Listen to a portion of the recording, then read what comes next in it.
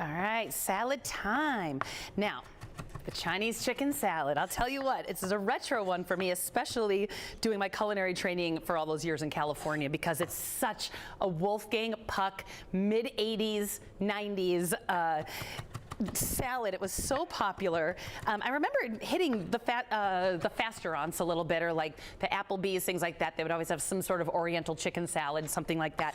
It's a retro recipe. It goes along with those Waldorf salads and the classic Caesar and things like that. But I love it. It's always been delicious.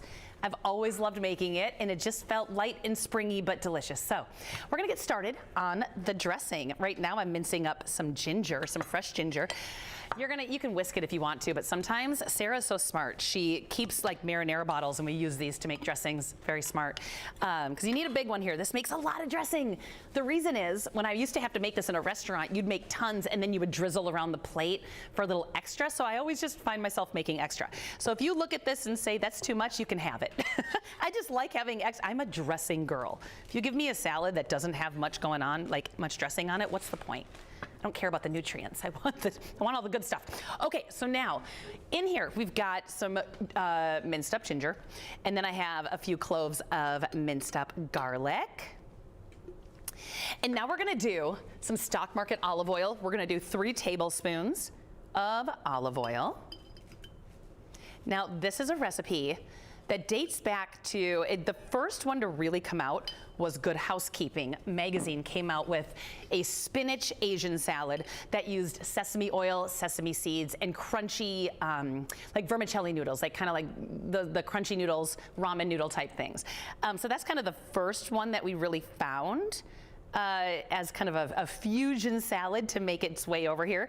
And then, you know, California restaurants just took it and ran. So the Chinese chicken salad, very classic. 2 tablespoons also of sesame oil. So we've got the olive oil, sesame oil, ginger, and garlic. We're gonna add to this some rice wine vinegar to lighten that up. We're gonna add some soy sauce going in. Give it a deep, salty, umami flavor. We're gonna add a good pinch of salt, good pinch of pep, some sesame seeds. We're gonna get some sesame seeds in there, and then also as garnish, but this kind of helps infuse and reinforce that sesame oil in there and get that really bright, fun sesame dressing. And then we've gotta get some sweetness in there. So I have a 1/4 cup of honey. And I sprayed the inside of the measuring cup, so that way it just came right out, and I'm not worried about it sticking in there. All right, now we're gonna give this a good shake. Dressing's done, keep this in the fridge. Yep, that's good to go. Okay, so now let's continue on. Let's talk about the crunchy element in this, which is, Brandon, coming at you, the wonton wrappers. Now you can find these in almost any grocery store. They can be in the Asian aisle. If there's a refrigerated aisle, a lot of times they're in the produce aisle. Just ask someone. They're in the store. They're just in different areas of different grocery stores. Over here, I've got some oil heating up. Now you can easily, in the salad section, buy wonton skins already ready to go. Crunchy ones to add in. We're gonna make our own because we're fancy around here. So you're just gonna take these squares. They're just little pasta sheets, basically, wonton pasta sheets. And you can just cut these into strips and fry your own if you'd like. Like I said, if you're looking at this saying this is too high maintenance for a salad, you go ahead and get the ones that are already done for you. I just really like to do it. I like to fry stuff. I like the smell of fried food in the morning. Give those a little toss around. You're gonna do them in batches. Let's start here and see if we get a sizzle. Heck yeah, we got a sizzle. And just cook those till they're golden. Grab my tongs here. That's what you're looking for. It's just that little sizzle like that on the side. I have a plate with paper towel. That way I can throw them on there, and then I have salt as well. So that way you can just hit them with a little salt when they're done. But look how they get all crunchy. You know how when you go to Asian restaurants and they have the basket of this? Sitting on the table with the sweet and the sweet and sour sauce to dip them. I will murder that whole basket within 30 seconds. They're so good. And you can make them yourself. So just like this. See how quickly they get crunchy? Now I got a few things on the side here. We've got some shredded chicken. Went to Pelkin's, got one of their huge chicken breasts, shredded that up. I've got some toasted almonds, more sesame seeds. We'll chop up some green onions, but then I've also got some fun citrus going on here. So let me first take these out. See how they're just beautiful, crunchy? Now, once they're hot like this, and they have the oil, already on them, this is when you're gonna wanna salt them because the oil will help this salt stick. Otherwise it'll just bounce right off. There we go. Might as well get the next batch going here. This is how quick this is. Just make sure you're separating them out. Let me chop up some green onions here.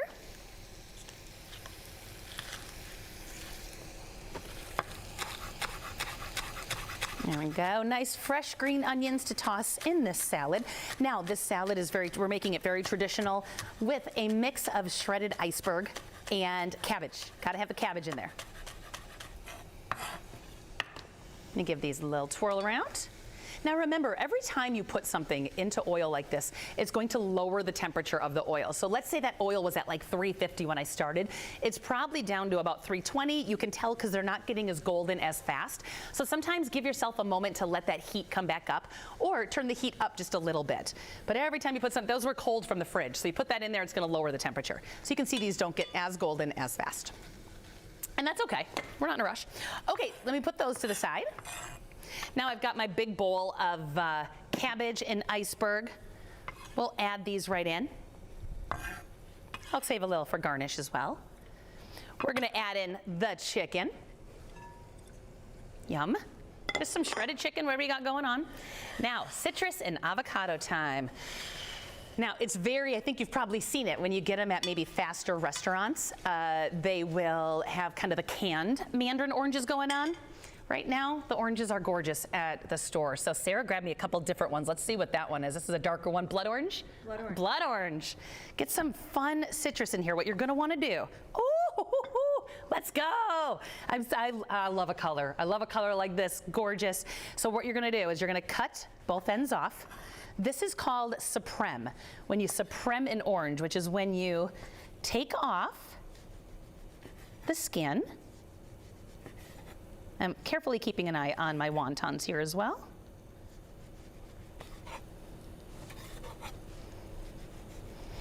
And once you carefully get this skin off, and as much of that white pith as you can, you're gonna take a paring knife, and you can see the segments in there. So what you're gonna wanna do is you just carefully run your knife in the segment. See how that segment pops right out?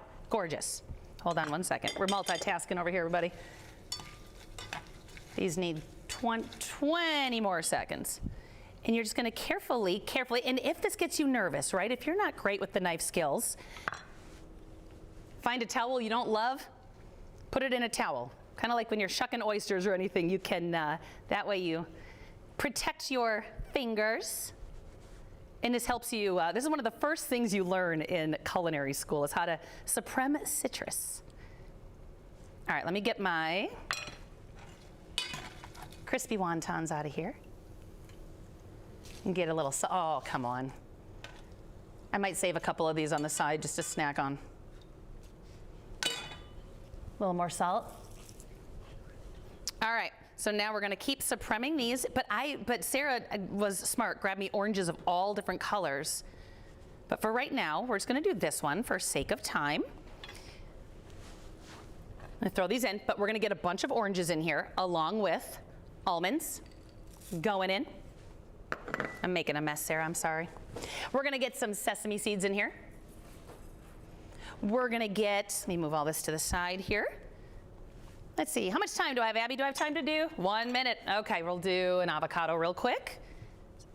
And then we're gonna toss it all with the dressing in those crispy wontons. Toss it all right before you need it. And it's delicious. So stinking good, bright flavors, but like I said, don't use all of the dressing right away because that makes a lot of dressing. You might not need all of it. Save a little for when you serve it, to kind of drizzle around the plate or a little extra if someone wants it. There we go. We're gonna do some wontons. And give this all a toss with that dressing. I'm gonna get more citrus in here, more avocado in here. We're gonna get a gorgeous shot for Sarah, and you'll be able to see it on our website, because of course, I'm gonna post this after the show.